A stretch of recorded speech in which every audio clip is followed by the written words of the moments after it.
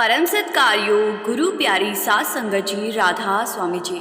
संगत जी, अमेरिका और कनाडा की संगत को निहाल करने के बाद बाबा जी और हजूर जी इंग्लैंड पहुंच चुके हैं जी। और अब इंग्लैंड में बाबा जी के दर्शन और सवाल जवाब कार्यक्रम होंगे जी। कल बाबा जी ने इंग्लैंड पहुंचकर संगत को कार में दर्शन दिए थे। अमेरिका छोड़ने से पहले हुए सवाल जवाब वाले दिन बाबा जी ने संगत को कहा कि संगत मुझे तो भूलती ही जा रही है, और इस बात पर संगत भावुक हो गई थी जी।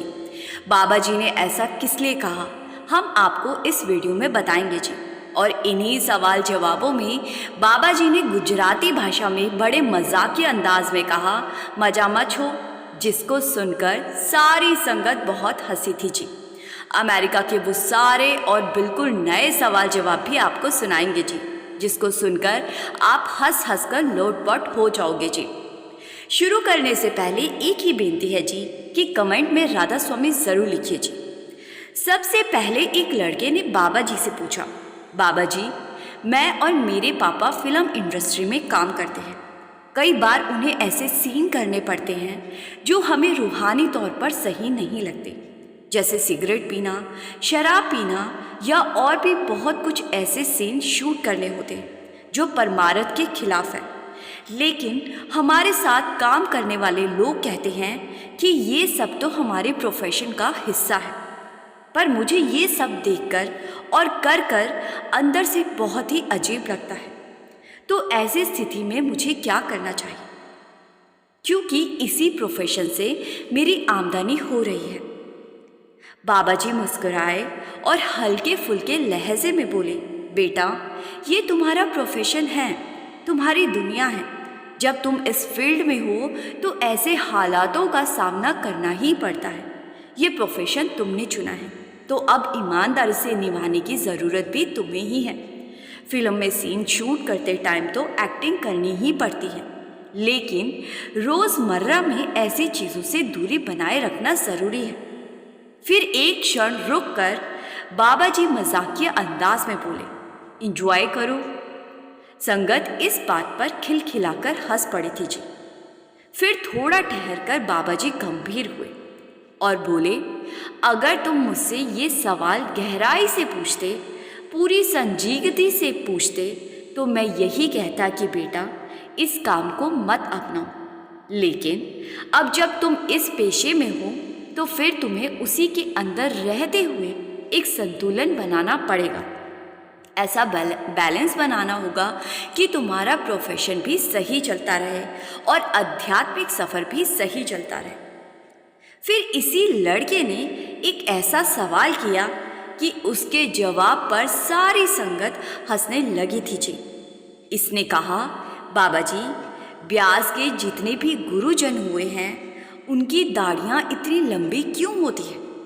बाबा जी ने एक बार फिर अपने हंसमुख स्वभाव का परिचय दिया और हंसते हुए बोले, बेटा, संगत और सेवादार हमारी दाढ़ी पकड़ पकड़ कर खींचते रहते हैं, शायद इसीलिए ये लंबी होती है। ये सुनते ही हॉल में फिर से हंसी के ठहाके गूंज उठे थे जी। फिर आगे एक लड़के ने सवाल किया, बाबा जी, मैं अब यूनिवर्सिटी जाने वाला हूँ। मेरी स्कूल की पढ़ाई अब पूरी हो चुकी है और यूनिवर्सिटी की पढ़ाई अगले महीने शुरू होगी। आप मुझे बताइए, रूहानियत और दुनियावी जिम्मेदारियों के बीच संतुलन कैसे बनाया जाए? मतलब मेरी पढ़ाई और रूहानियत दोनों चलती रहे। बाबा जी की आवाज़ इस बार बेहद शांत और अर्थपूर्ण थी। उन्होंने कहा, बेटा, जिंदगी एक तिपहिए गाड़ी की तरह होती है। जब तक उसके तीनों पहिए सही चल रहे हो तभी गाड़ी सीधी और सुरक्षित चलती है। उन्होंने विस्तार से समझाया, उस गाड़ी के दो पीछे के पहिए हैं, एक परिवार और दूसरा तुम्हारा करियर या कामकाज, और सबसे अहम जो आगे का पहिया है वो है परमार्थ, यानी तुम्हारा आध्यात्मिक जीवन। बाबा जी ने आगे कहा, अगर इन तीनों में से एक भी पहिया डगमगा गया तो पूरी जिंदगी असंतुलित हो जाएगी। अगर परमार्थ को छोड़ दोगे तो घर परिवार की जिम्मेदारियों और कामकाज को ठीक से नहीं संभाल पाओगे। अगर परिवार से मुंह मोड़ लिया तो तुम अपने अंदर खालीपन महसूस करोगे, और अगर कामकाज नहीं होगा तो ना सेवा निभा पाओगे, ना खुद को आत्मनिर्भर बना पाओगे। इसीलिए बेटा, इन तीनों को साथ लेकर चलना ही समझदारी है। फिर आगे एक बहन ने बड़े ही भावुक अंदाज में बाबा जी से सवाल किया, बाबा जी, आपने हमारे परिवार पर जो कृपा की है वो अनमोल है। वो अपनी बात को बढ़ाते बढ़ाते बोले ही जा रही थी। फिर उसने कहा, बाबा जी, आप ही मेरे पिता हैं, आप ही मेरे भाई जैसे हैं, आप तो मेरे लिए सब कुछ हैं। बाबा जी मुस्कुरा दिए। फिर बाबा जी मजाकिया अंदाज में बोले, बेटा, अगर तुझे भाई बनाना था तो वही बना लेती, लेकिन तूने मुझे पिता भी बना लिया, यानी अब मैं तेरी नज़र में बुजुर्ग हो गया। ये सुनकर पूरे हॉल में हंसी की लहर दौड़ गई थी जी।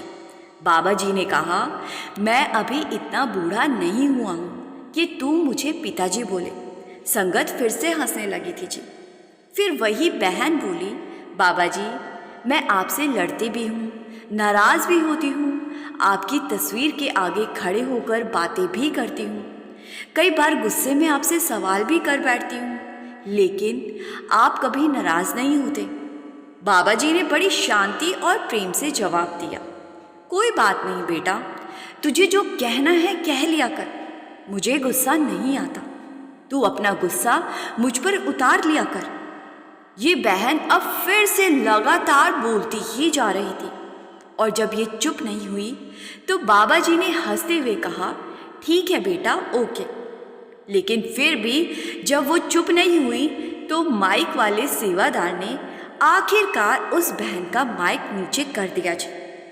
संगत जी, कभी कभी लोग ये नहीं सोचते कि औरों को भी बाबा जी से कुछ पूछना है, उन्हें भी समय और अवसर मिलना चाहिए। लेकिन कुछ लोग अपनी बातों में इतने डूब जाते हैं, इतने डूब जाते हैं कि भूल जाते हैं सत्संग सबका है, सिर्फ किसी एक का नहीं। फिर आगे एक गुजराती बहन ने बाबा जी से पूछा, बाबा जी, आपकी सबसे प्यारी भाषा कौन सी है? बाबा जी ने मुस्कुराकर जवाब दिया, बेटा, मुझे सबसे ज़्यादा पंजाबी पसंद है। पंजाबी में जो बात करने का आनंद है वो किसी और भाषा में ही नहीं। फिर मजाकिया अंदाज में बाबा जी ने कहा, पंजाबी में गालियाँ भी बड़े दिल से दी जाती हैं। जब किसी और भाषा में गाली देते हैं तो ऐसा लगता है जैसे इजहार मोहब्बत कर रहे हो, उसमें वो दम ही नहीं होता जो पंजाबी की गाली में है। इस मजाक पर पूरा हॉल ठहाकों से गूंज उठा था जी। हजूर जी भी दिल खोल कर हंस पड़े थे जी। उस बहन ने फिर गुजराती में पूछा, बाबा जी केम छो? बाबा जी ने मुस्कुराते हुए जवाब दिया, मजामा छो। संगत जी, इसका मतलब होता है कि सब बढ़िया है, मैं मज़े में हूँ। इसके बाद एक भाई ने हजूर जी से एक बड़ा ही सहज मगर गहरा सवाल पूछा। उसने पूछा, हजूर जी, आपने तो कॉरपोरेट सेक्टर में काम किया है, फिर आपने वो ज़िंदगी छोड़ी, रिटायरमेंट लिया, और अब आप इतनी बड़ी जिम्मेदारी उठा रहे हैं, आपको अब कैसा महसूस होता है?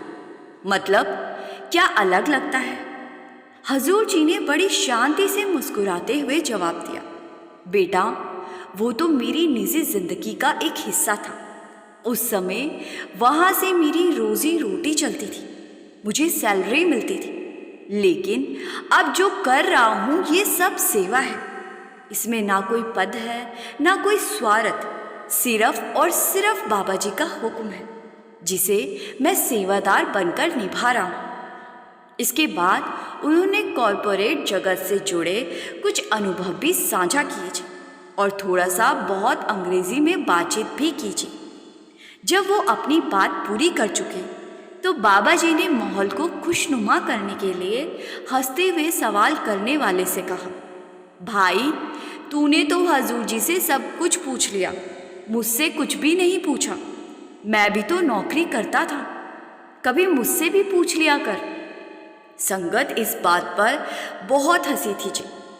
पूरे माहौल में आनंद भर गया था जी। इसके बाद एक गुजराती भाई बाबा जी से पूछने लगा, लेकिन उनका सवाल पूछने से पहले ही बाबा जी ने उनकी तरफ देखा और मजाक करते हुए कहा, भाई जब से तू लाइन में खड़ा है मैं देख रहा हूँ, कभी तू पैंट ठीक कर रहा है, कभी शर्ट। इस पर संगत की हंसी रुक ही नहीं रही थी। खुद वो भाई भी हंसते हुए कहने लगा, हाँ बाबा जी, मैं वाकई में पैंट सेट कर रहा था। फिर उस भाई ने कहा, बाबा जी 1991 से आपसे मेरी एक खास जुड़ाव है। जब आप पहली बार अहमदाबाद आए थे, मैं बुक स्टॉल के पास खड़ा था। वहीं से मैंने आपको पहली बार देखा और तभी से एक अजीब सी दोस्ती महसूस हुई। आप तब भी बहुत ही सुंदर लगे थे। उसने आगे कहा, बाबा जी एक साखी सुनाना चाहता हूँ। जब बाबा जयमल सिंह जी स्वामी जी महाराज के पास पहुँचे तो स्वामी जी ने उन्हें अपने पास बिठाया और वही सब उन्हें सौंप दिया जो आत्मा को सच में चाहिए होता है। उसके बाद बाबा जयमल सिंह जी भजन और सिमरन में डूबते चले गए। एक दिन उन्होंने जब अपने अंदर झांका तो सीधा स्वामी जी के चरणों में जा पहुंचे और कहने लगे, मुझे यहीं रहने दो। उन्होंने अपने गुरु से विनती की, मुझे भी वही अवस्था दे दो जिसमें मैं अंदर ही अंदर हमेशा भजन में खोया रहूं। ये सुनकर बाबा जी थोड़े भावुक हो गए और बेहद विनम्रता से बोले, बेटा हम तो उन महान संतों के चरणों की धूल के बराबर भी नहीं हैं। अगर हम उनके जीवन की एक बूंद भी अपने भीतर उतार ले तो वही बहुत है। जिस तरह बाबा जयमल सिंह जी ने खुद को अपने गुरु के चरणों में पूर्ण रूप से समर्पित कर दिया, वैसी मिसाल मिलना मुश्किल है। बाबा जी ने फिर गुरु अर्जुन देव जी और गुरु नानक देव जी के बलिदान की चर्चा की। बाबा जी ने कहा, तपते तवे पर बैठकर भी जिन्होंने अपना विश्वास नहीं छोड़ा, ऐसे त्याग को निभा पाना हर किसी के बस की बात नहीं है। वो तो कुल मालिक थे। बाबा जी ने यीशु मसीह का भी जिक्र किया और कहा कैसे उन्हें सूली पर चढ़ा दिया गया, फिर भी उन्होंने इंसानियत का संदेश नहीं छोड़ा।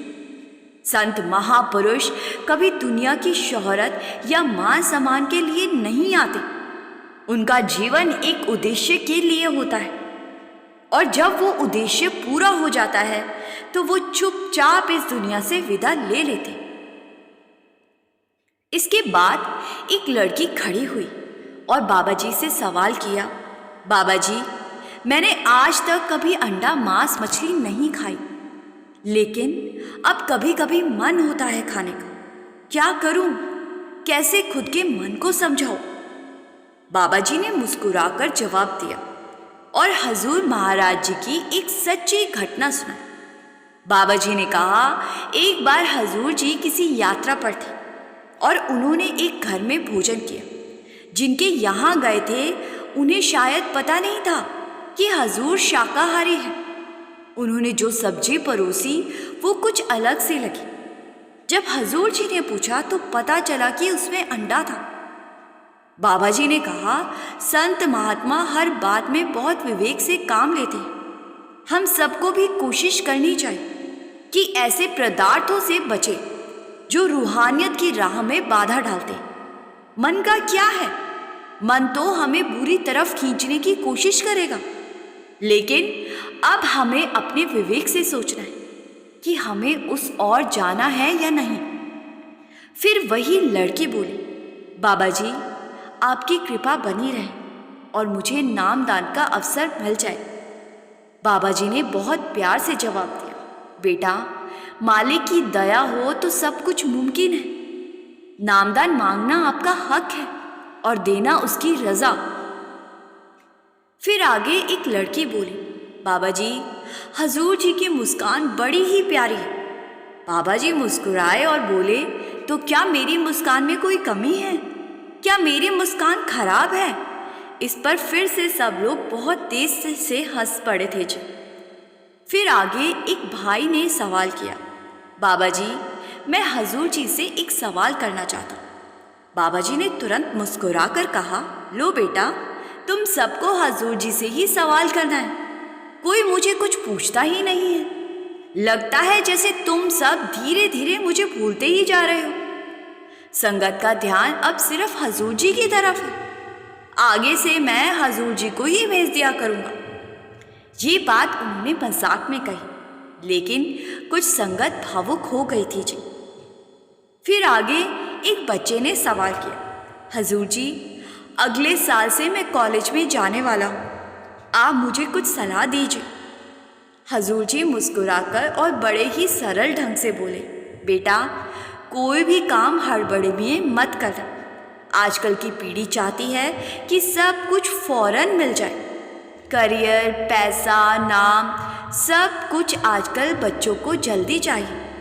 लेकिन सोचो, अगर 30-35 की उम्र से पहले ही सब हासिल कर लिया तो उसके बाद ज़िंदगी में करने को क्या बचेगा।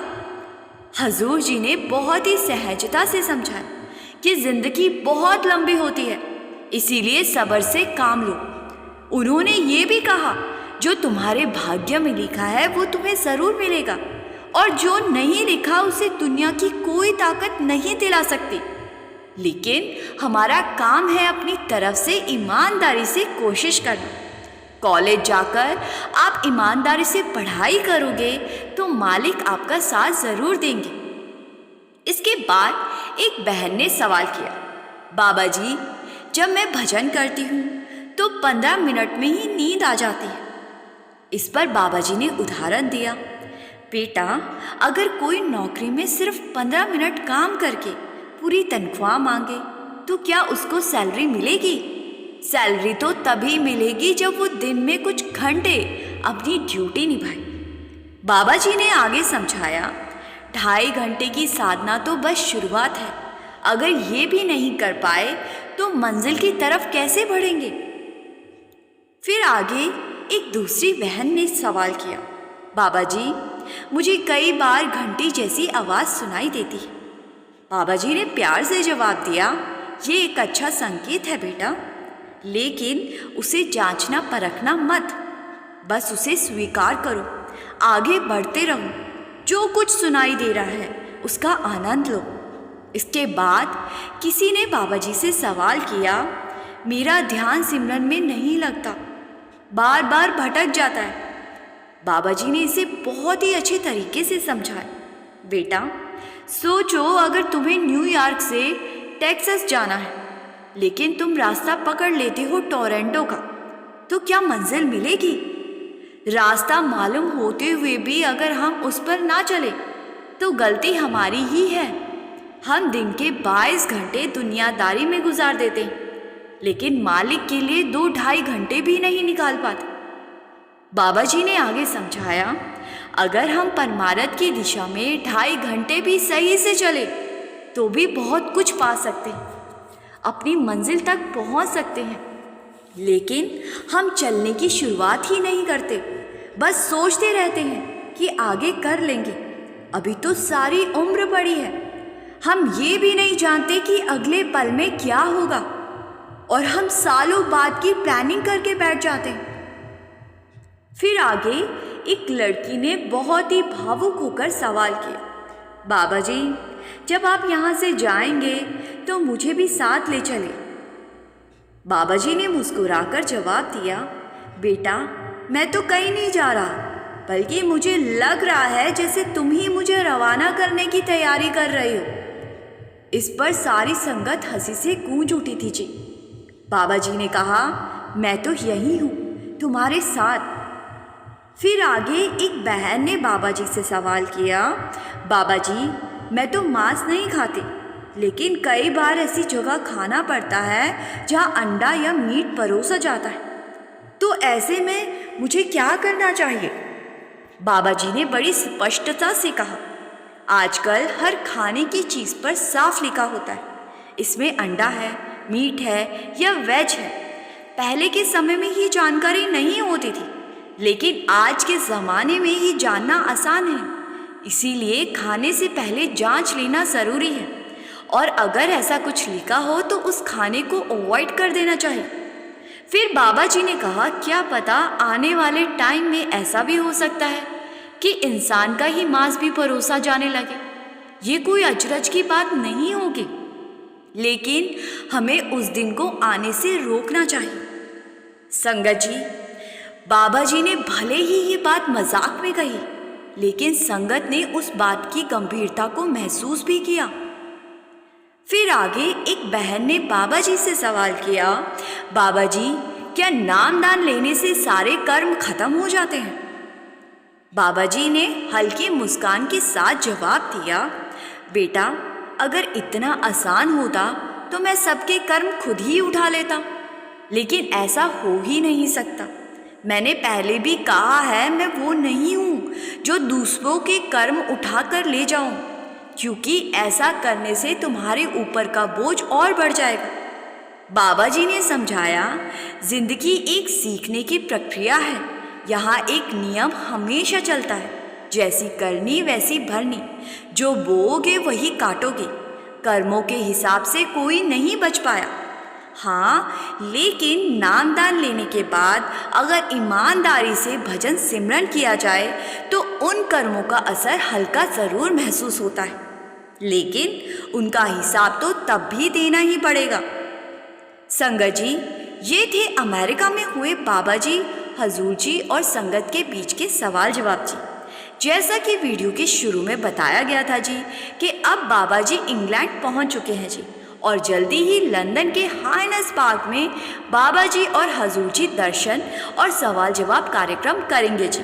हम कोशिश करेंगे कि आपके साथ वो भी सवाल जवाब शेयर कर सके जी। कमेंट में राधा स्वामी लिखकर संगत के अपने इस चैनल को सब्सक्राइब करना मत भूले जी। गुरु प्यारी सात संगत जी, राधा स्वामी जी।